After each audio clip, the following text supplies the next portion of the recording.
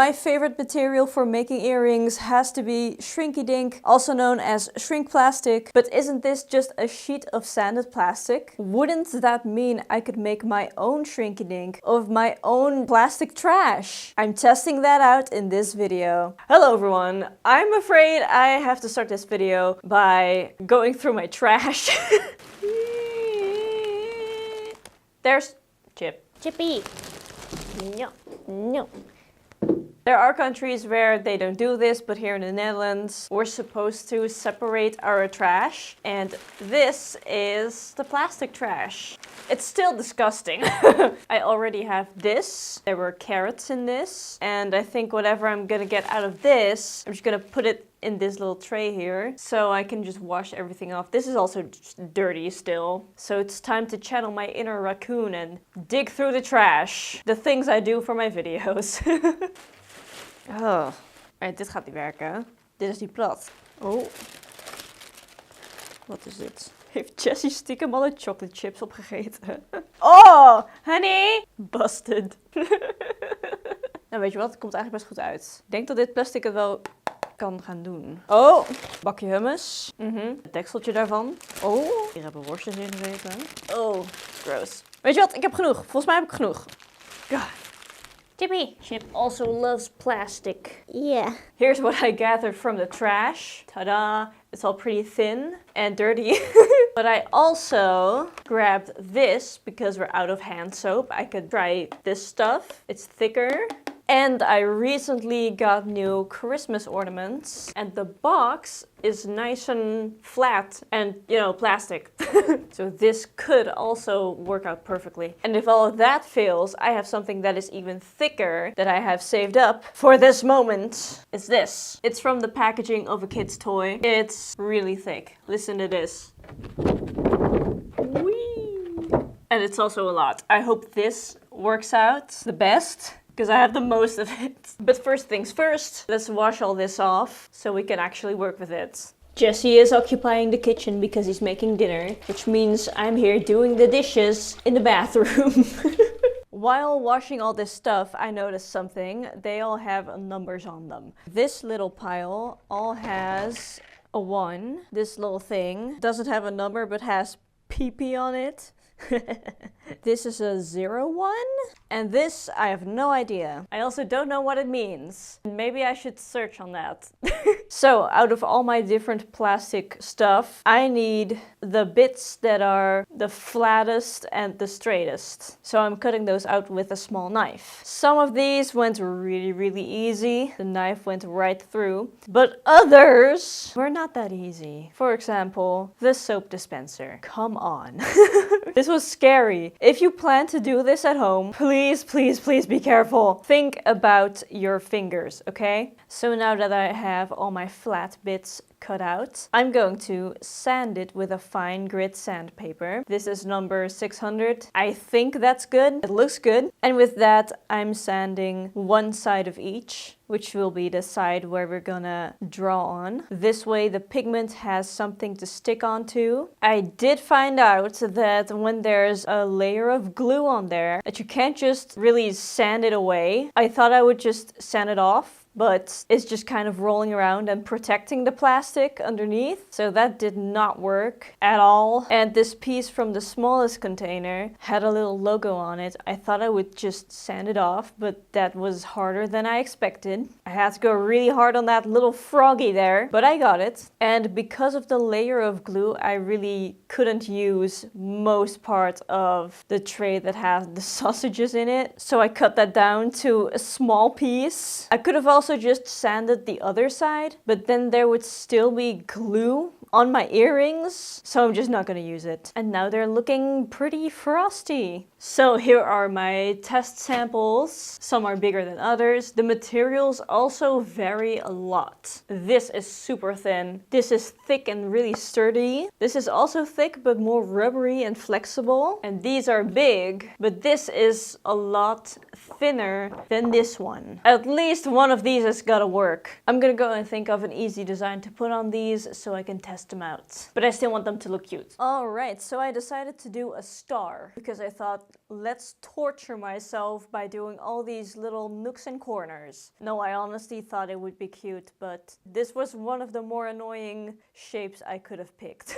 I'm tracing the shape from my sketchbook onto my homemade shrink plastic with a colored pencil, and then I fill in the rest of the color with a pastel. Then I realized, wow, maybe I should number them so I can later differentiate which one is made with what kind of material. And even later than that, I realized, wow, I should write the numbers down with the materials. So, yes, very scientific. The plastic from the soap dispenser was also pretty hard to trace with because it's not completely flat. And now that we're doing all scientific, I realized I should make a control. So I did that with actual Shrinky Dink that I normally use. I put a C on it for control, so now I have something I can compare them with. The star that really took the pigment the best is number 1, which was the one with the Christmas ornaments. I'm not sure why. Now that I have them traced, I'm going to cut them out, which, what you can imagine, went the easiest with the thinner plastics, but the thicker ones were a lot harder, especially when I had to punch a hole in them. That was just impossible. I had to get my knife out and cut a hole with my knife, which looks messy and feels dangerous. It's also so easy to accidentally cut too far and cut either too far into your work or your finger. Luckily, I only got a few scratches on my work. I eventually got the holes in, and eventually all my little tests are cut out. There they all are. Alright, so this is what I normally use. This is the control. And if I compare them with this, the one that feels the most alike is number 5, which had sausages in it, together with number 7, which had carrots in it. Yeah, that feels very similar. I would also say that number 4 has the same thickness, but still this feels more rubbery to me. It also sounds different. This is the control, and this is number 4. You hear it? I am dying to know how these will turn out. I'm grabbing my heat gun. I'm using a heat gun. Normally you put them in the oven. So if you're trying this yourself, I would put them on the heat that you would normally put Shrinky Dink in, which is 170 Celsius degrees. Let's try and shrink these. Pull up the subtitles. Ooh! Oh! Oh! No! Yikes. Nee!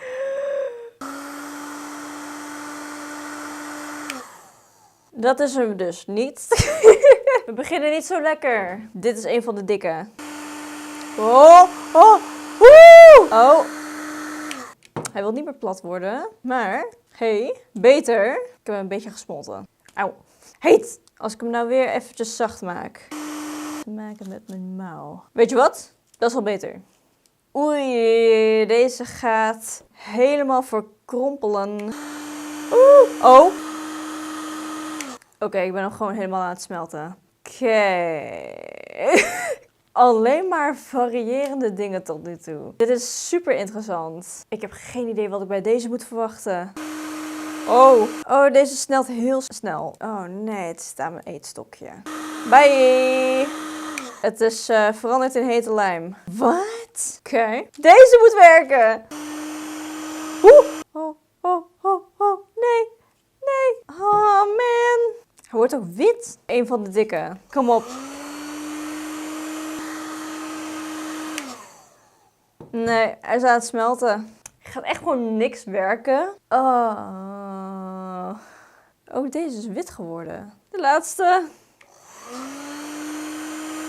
Hallo?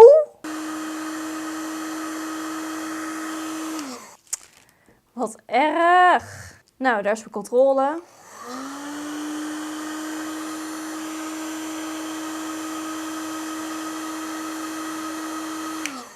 Voilà, dat is hoe die hoort te werken. So, here's the control. This is what I was going for. And here are My results. Number 1. Number 2. Number 3. Number 4. 5, 6, and 7. All right. No, not all right. This sucks. So the one that did the best was number 2, which was the soap dispenser. It shrunk, which is something. It didn't shrink quite as much as the control did, but it shrunk at least. It didn't shrink flat, but it's still the best we got. This one looks the prettiest, but it didn't shrink, it just melted. Number 4, the chocolate chip container, it just melted like hot glue, which was weird. This failed. Thing is, I got this idea from TikTok, and in that TikTok they said that you can use of this symbol number 5 and up. I don't have that, and I could not find that, and as far as I've looked, I haven't seen that. So that would kind of explain why it didn't work. My plastic is just not right. But that kind of defeats my whole idea of recycling, you know? So now what? None of my trash is the right trash. I didn't get shrink plastic, but I can still make something, and I still want to make something that looks decent in this video. So I'm gonna sit down and think about what I'm gonna make and how I'm gonna make that, and I'll be right back. Alright, so I cannot shrink any of my trash plastic. However, I can shape it, and the plastic from the toy box is still pretty firm, so I'm using that. I decided to make lotus flower earrings, and I've already made a sketch for it. After heating this plastic, it turns white, so I'm sanding both sides of the plastic so I can put color on both sides. That way the back won't be just white. Now I'm tracing my designs. I have 2 rows of petals and 1 big leaf for underneath. These are just circles, and I'm cutting those out. For the hole, I'm not gonna cut